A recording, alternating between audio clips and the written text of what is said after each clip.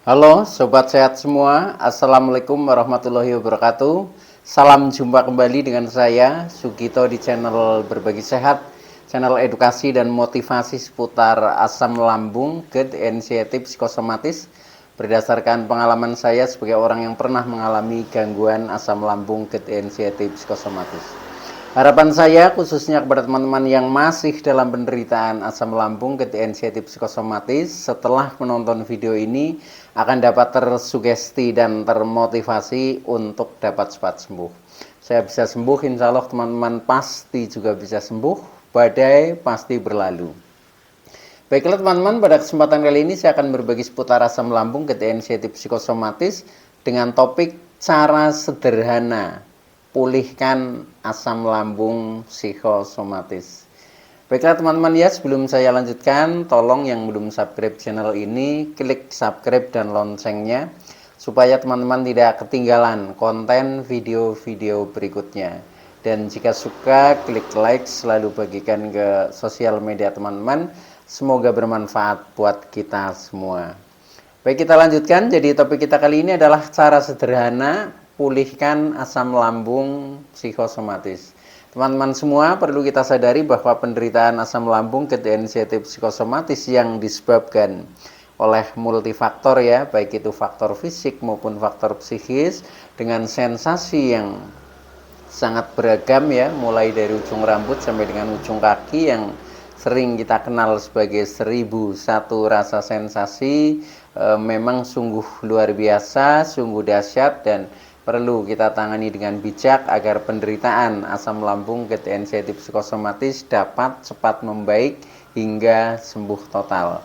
Nah, khusus pada season kali ini ya, saya sharingkan dengan topik ini ya, yaitu cara sederhana. Ini sebenarnya adalah cara-cara yang kita lakukan ya di harian ya, di metode harian ya, yang perlu kita terapkan dalam pola hidup kita, dalam pola pikir kita ya, dalam pola makan kita, pola perilaku kita, pola spiritual kita ya. Nah, itu semuanya memang harus kita jaga ya supaya kita menjadi lebih cepat membaik. Nah, untuk itu maka penting ya untuk kita simak. Tolong video ini disimak sampai dengan selesai supaya tidak gagal paham. Dan alangkah baiknya jika teman-teman juga menonton ya video-video saya yang lain, karena di setiap video itu saling melengkapi, saling berhubungan ya, sehingga pemahaman kita tentang seputaran gangguan ini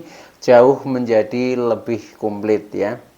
Nah, dengan komplitnya referensi yang kita pahami ya, otomatis akan mempermudah kita untuk berikhtiar secara holistik keluar dari jeratan gangguan asam lambung, GERD, anxiety, psikosomatis ya, sehingga cepat membaik bahkan bisa sembuh total. Nah, baik teman-teman ya, langsung saja kepada permasalahan kita, yaitu ini adalah cara sederhana ya pulihkan asam lambung psikosomatis. Teman-teman semua di fase pemulihan khususnya ya, yaitu kita sering masih mengalami beberapa sensasi. Nah, itu tandanya ketika kita itu belum membaik ya, atau mungkin sudah mulai membaik tapi belum stabil ya, sehingga kadang masih ada ya, kadang sembuh, kadang kambuh ya, satu hari sembuh, satu hari kambuh. Nah, itu biasa, itu adalah proses yang memang harus kita lalui ya. Tetapi nanti semakin kita memahami, semakin kita konsisten di dalam istilahnya mencari solusinya, nah itu seiring berjalannya waktu pasti itu akan berprogres ya, menjadi semakin membaik. Akhirnya mental kita juga menjadi semakin kuat ya, kecemasan itu menjadi terkikis ya, berkurang ya, kemudian ketakutan juga akan menghilang ya.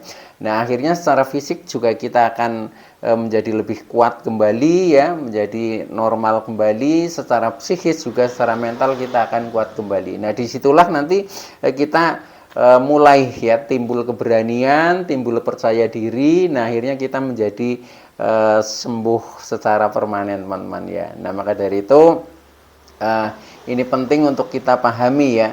Nah, terutama ketika kita memang masih mengalami beberapa sensasi, entah itu sensasi yang di seputar kepala, mungkin di seputar dada, seputar perut, ya, bahkan di secara keseluruhan, termasuk juga sensasi psikis, ya, secara mental ketika itu masih sering muncul, yaitu memang tandanya kita belum stabil, ya, atau belum membaik, ya.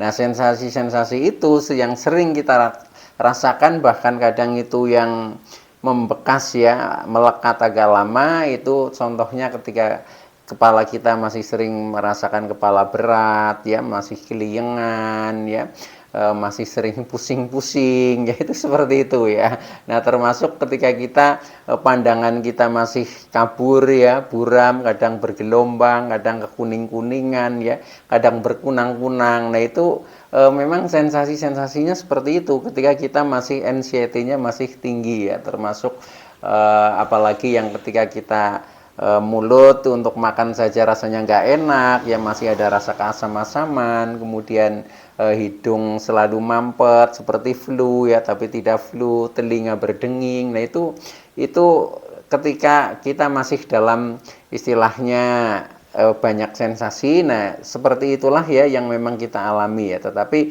itu tidak perlu berkecil hati, ya, tidak perlu istilahnya kita cemas, kita takut, ya, pasti semuanya nanti akan berproses dan itu akan membaik, teman-teman, ya. Jadi yang penting pikiran kita, mental kita itu berusaha, ya, berusaha dengan semangat, ya, semangat untuk bangkit, ya, semangat untuk sembuh, itu pasti akan terlalui masa-masa seperti itu. Nah, ketika sensasi yang lain juga itu masih muncul, ya, contohnya mungkin leher kadang kaku, ya, tensinya kadang kecenderungannya naik, ya, walaupun tidak semuanya naik, tapi justru kadang ada yang turun, ya, tetapi pengalaman saya dulu itu saya seringnya naik tensinya, teman-teman, itu seperti itu, ya. Apalagi ketika kita masih merasakan di seputar dada kadang masih terasa panas, ya, kemudian berdebar-debar, kemudian nafas pendek, ya, gerak sedikit ngos-ngosan. Nah, itu semuanya adalah fenomena yang harus kita pahami, ya. Apalagi selain itu juga turun ke bawah, ya, biasanya di perut kita itu di ulu hati masih mengganjal, kemudian perut mudah kembung, ya, rasanya penuh, ya, walaupun itu belum makan itu rasanya sudah penuh karena memang kadang penuh dengan gas, ya, sehingga rasanya begah, ya, sembelit, perih dan lain sebagainya, ya, sampai dengan ketika kita jalan saja itu kadang oleng, ya, seperti sempoyongan, seperti mau jatuh lah, seperti itu. Nah, itu ketika memang fasenya itu belum terlalui, artinya di masa pemulihan ini kita masih butuh perjuangan. Nah, itu yang perlu kita terapkan adalah sebenarnya bisa itu semuanya nanti akan menghilang hanya dengan cara sederhana, teman-teman, cara sederhana yang kita praktekkan di setiap hari mulai dari hal yang terkecil. Nah, sebenarnya yang penting kita menjaga konsistensi di dalam kita berjuang, ya, kemudian menjaga mental itu tetap stabil, ya, semangat tetap ada. Nah, itu pasti nanti akan terlewati semua. Jadi semuanya itu hanya proses, ya, memang untuk kita lalui, ya, untuk kita lalui, dan pada akhirnya kita juga akan mendapatkan hikmahnya, ya, dimana ketika kita sudah lulus dari gangguan ini, ya, istilahnya kita sudah lepas dari ini. Nah, itu nanti hikmahnya akan luar biasa, teman-teman. Yang jelas kita bisa merasakan kedamaian, kebahagiaan, bahwa kita sekarang sudah berubah, tidak seperti dulu lagi, ya. Ternyata semuanya mengantarkan kita untuk menjadi lebih baik, ya, menjadi lebih baik, menjadi lebih dewasa, ya, akhirnya menjadi lebih bahagia. Nah, itu yang saya rasakan itu seperti itu. Nah, baik, teman-teman, ya, ketika kita masih mengalami hal-hal seperti itu, ini adalah ada cara sederhana, ya, atau tips sederhana yang harus kita lakukan di harian lah. Jadi istilahnya tips harian, ya. Nah, ini tanpa obat ya. Jadi ini adalah lebih banyak dari perilaku kita yang kita praktekkan. Nah ini yang pertama ya, supaya asam lambung psikosomatis itu cepat membaik ya dengan cara sederhana ini ada beberapa hal yang harus kita lakukan, yaitu yang pertama makan teratur teman-teman. Makan teratur, jangan sampai terlambat lah. Istilahnya kita selalu konsisten menjaga pola makan. Itu seperti itu ya. Jadi yang namanya teratur ya teratur sesuai dengan jadwalnya ya. Makanya tidak terlambat ya, waktu-waktunya ya, kemudian juga teratur pilihan menunya. Nah itu selalu kita kendalikan teman-teman. Itu walaupun kita kadang sudah merasa sudah membaik, itu pun harus kita waspadai ya. Jadi ini eling dan waspodo itu penting ya dalam rangka istilahnya supaya kita jauh menjadi semakin sehat, menjadi semakin baik. Itu seperti itu teman-teman caranya ya. Nah itu yang pertama. Jadi usahakan makan teratur, jangan terlambat ya. Kemudian yang kedua adalah kendalikan makanan pantangan ya. Ini masih sifatnya fisik ya. Jadi kendalikan makanan pantangan ya. Contohnya kita kurangi porsinya lah. Makanan-makanan yang dulu menjadi pantangan, walaupun sekarang mungkin sudah tidak mantang lagi, tetapi dalam rangka kita masih mewaspadai, maka bisa dikurangi porsinya. Jadi boleh makan ya. Mau makan apa saja boleh ya. Tetapi yang penting terkendali, artinya jangan berlebihan ya. Insya Allah semuanya itu akan baik-baik saja ya. Itu seperti itu. Nah itu yang kedua ya. Kemudian yang ketiga ya, ini cara sederhananya adalah beraktivitas itu penting ya. Beraktivitas penting, maka lakukan saja ya.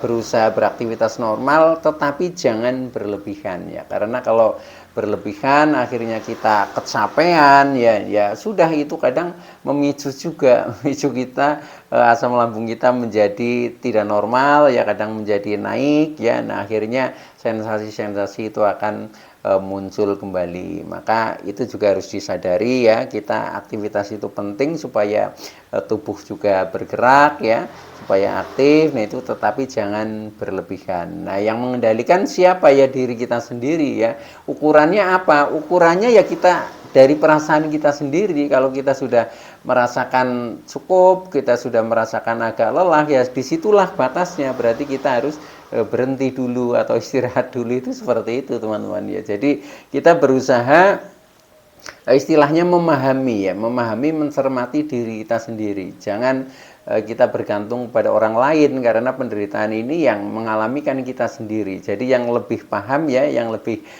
tahu, nah itu ya diri kita sendiri. Maka untuk istilahnya akan cepat sembuh atau mungkin agak lambat itu tergantung diri kita sendiri. Nah itu seperti itu teman-teman ya. Nah itu yang ketiga. Nah kemudian yang keempat ya, tipnya yaitu olahraga cukup teman-teman ya. Olahraga itu gerak tubuh lah, gerak badan ya istilahnya. Itu tidak harus dengan olahraga berat ya yang menggunakan teknik-teknik, itu nggak perlu ya. Tetapi yang penting ukurannya tubuh bergerak sampai agak berkeringat ya, itu karena dengan kita bisa mengeluarkan keringat, nah ini berarti memperlancar ya, memperlancar aliran darah ya, aliran oksigen. Itu semacam itu teman-teman ya, sehingga tubuh jauh menjadi rasanya lebih fresh ya, itu seperti itu. Nah itu silahkan saja ya, yang penting kita bisa merasakan tubuh kita menjadi hangat lah, itu seperti itu.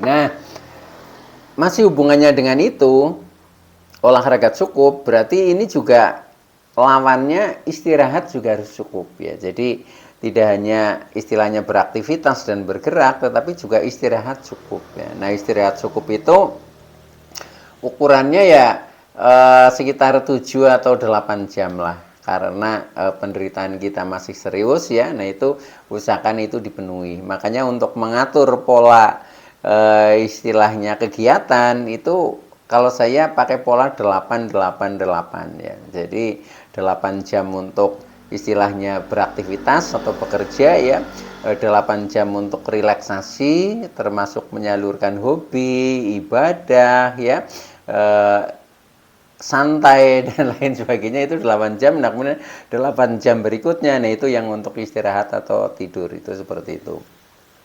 Nah, itu yang keempat, usahakan itu penuhi saja, ya insya Allah nanti akan semakin membaik. Itu masih secara fisik lah, secara fisiknya seperti itu. Nah, kemudian hal-hal yang berhubungan secara psikis, teman-teman ya. Nah, ini harus kita praktekkan juga ya, yaitu contohnya yang kelima nih ya, lakukan interaksi dengan orang lain ya. Jadi interaksi ini penting untuk istilahnya supaya kita secara mental juga belajar bersosialisasi, berkomunikasi ya. Nah, akhirnya ini sama saja secara tidak langsung kita melepaskan ya, melepaskan rasa-rasa yang tadinya masih selalu cemas itu akan terkikis ketika kita sering curhat ya, sering komunikasi. Nah, itu sama saja melepaskan beban-beban emosi ya yang selama ini menjadi istilahnya sampah-sampah emosi, itu yang memang harus dibersihkan. Nah, cara membersihkannya yaitu bisa melalui interaksi dengan banyak orang ya. Contohnya bersosialisasi ya, bersilaturahmi ya. Itu sama aja kita sedang melepaskan beban-beban emosi ya. Karena apa? Karena setelah kita misalkan berkomunikasi dengan banyak orang, kemudian apalagi kita bisa curhat, kan rasanya menjadi plong. Nah, itu artinya memang beban emosi itu terkurangi, teman-teman ya. Tidak hanya saja berkomunikasi dengan istilahnya sesama ya, sesama manusia ya, tetapi juga termasuk dengan alam, teman-teman. Jadi kita menyatu dengan alam ini juga hikmahnya luar biasa ya, karena alam itu juga memberikan energi positif terhadap kita ya, bahkan alam itu sebagai saudara empat kita ya, yang selalu menjaga kita. Nah, itu ya akan sangat positif ya bagi orang-orang yang mengalami gangguan khususnya anxiety psikosomatik ya. Nah, itu bisa dengan cara misalkan kita selalu dekat ya dengan alam. Mungkin kita bisa jalan-jalan ke gunung, ke pantai ya, mungkin ke kebun ya, mungkin ke sawah ya, tergantung teman-teman lah geografisnya seperti apa. Nah, itu lakukan saja. Jadi intinya jangan suka berdiam di dalam kamar atau di rumah ya, itu, tetapi lebih sering menyatu dengan alam. Nah, ini baik sekali. Jadi kita akan mendapatkan energi-energi positif dari saudara empat kita ya yang ada di alam semesta itu, teman-teman. Nah, itu yang kelima ya. Nah, kemudian yang keenam ini masih bersifat psikis ya, yaitu kita berusaha mengendalikan emosi, teman-teman ya. Karena apa? Karena dengan emosi kita selalu naik ya, nah itu akan memicu asam lambung juga akan menjadi naik, menjadi tidak normal. Akhirnya kita menjadi pusing-pusing ya, menjadi keliengan dan seterusnya, itu seperti itu. Maka kendalikan emosi. Caranya bagaimana ya? Caranya kita yang pertama berusaha menjadi penyabar, teman-teman ya. Jadi sabar ini luar biasa ya, istilahnya bisa menenteramkan diri kita ya. Jadi jadilah penyabar, kemudian jadilah kita pemaaf, teman-teman ya. Jadi kadang ada keinginan-keinginan kita yang tidak terpenuhi, idealisme kita yang kadang terlalu tinggi. Nah, itu harus mulai dikontrol, teman-teman ya. Maka jadilah kita penyabar dan jadilah kita pemaaf. Insya Allah semuanya itu akan membaik ya, akan baik dengan sendirinya. Nah, yang terakhir adalah sumeleh nrimo ing pandum, teman-teman ya. Ini mantra orang-orang yang terkena asam lambung, tensi, psikosomatik sebenarnya ya. Ini spiritual yang sangat tinggi. Jadi sumeleh nrimo ing pandum itu bahasa Jawa ya, itu artinya menerima apa adanya, pasrah dengan tulus dan ikhlas. Nah, kalau itu bisa kita praktekkan, luar biasa, semuanya akan baik-baik saja. Dan ini kalau ingin mengupas ini secara detail, ini agak panjang ya tentang filosofi ini, yaitu sumeleh nrimo ing pandum ya. Itu ada di konten saya yang lalu ya, khusus membahas tentang ini. Nah, itu bisa diputar kembali. Tetapi intinya sebenarnya seperti itu secara garis besar. Jadi kita berusaha menerima apa adanya, pasrah dengan tulus dan ikhlas. Insya Allah nanti akan ada energi ilahiyah yang kita terima ya, dan memberikan support kepada kita menjadi jauh lebih, kita bisa merasakan kedamaian ya, ketentraman, kebahagiaan. Nah, akhirnya muncullah kesembuhan. Selamat tinggal asam lambung, GTNC psikosomatis. Baik teman-teman ya, itu dulu yang bisa saya sampaikan, kurang lebihnya mohon maaf ya. Terima kasih atas like, subscribe, serta komennya. Saya Sugito dari channel Berbagi Sehat. Saya bisa sembuh, insya Allah teman-teman pasti juga bisa sembuh, badai pasti berlalu. Oke, terima kasih, sekian, wassalamualaikum warahmatullahi wabarakatuh.